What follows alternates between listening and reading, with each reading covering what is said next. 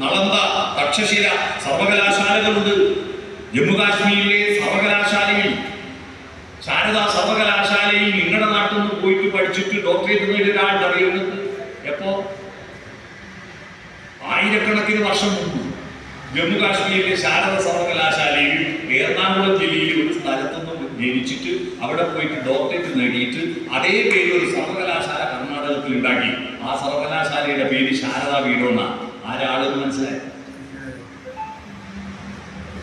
കാലടിയിൽ ജനിച്ച ശങ്കരാചാര്യ. മനസ്സിലായി? ശാരദ സർവകലാശാലയിൽ നിന്ന് ഡോക്ടറേറ്റ് നേടിയ, അന്ന് ഡോക്ടറേറ്റ് എന്നല്ല പറയാ, പണ്ഡിത വരേണ്യം നോക്കിയാൽ പറയാം. അത്രയേ ഉള്ളൂ.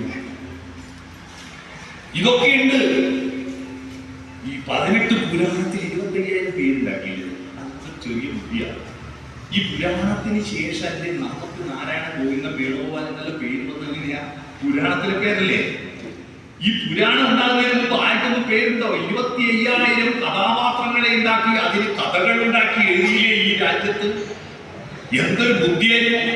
അതെല്ലാം പോട്ടെ, നമ്മുടെ മെന്റലിയത്തിന്റെ പട്ടികയും ലാബറട്ടറിയും മൈക്രോസ്കോപ്പും സ്കാനിങ് മെഷീനും എക്സ്റേ എല്ലാം വന്നതിന് ശേഷമല്ലേ നമ്മുടെ ഇംഗ്ലീഷ് മരുന്ന് വന്ന മോഡേൺ മെഡിസിൻ വന്ന? ഈ മോഡേൺ മെഡിസിൻ ഉണ്ടാകുന്നതിന് 1500 കൊല്ലം മുമ്പ് നമ്മുടെ നാട്ടിലെ മരങ്ങളുടെയും ചെടികളുടെയും വള്ളികളുടെയും ഇലയും തൊലിയും പൂവും കായും വേരും തണ്ടും ഈ വായിലിട്ട് ചവച്ചരച്ച് നോക്കിയിട്ട് ഒരു ടെസ്റ്റും ഇല്ല, ഒരു പണലുമില്ല. വായിലിട്ട് ചവച്ചരച്ച് നോക്കിയിട്ട് ആൽക്കലിക്കാണോ അസിഡിക്കാണോ അമ്ലമാണോ ക്ഷാരമാണോ എന്ന് കണ്ടെത്തിയിട്ട് ആയിരക്കണക്കിന് കഷായവും അരിഷ്ടവും ഏക്കും വടകവും ഗുളികയും തൈലങ്ങളും ഉണ്ടാക്കി വെച്ച ചരകനും സുശ്രുതനും സഞ്ജീവിനിയും എന്തൊരു ബുദ്ധിമാനാണ്! ഇതൊക്കെ നമ്മുടെ രാജ്യത്തിന്റെ ഈടുവെപ്പുകളാണ്.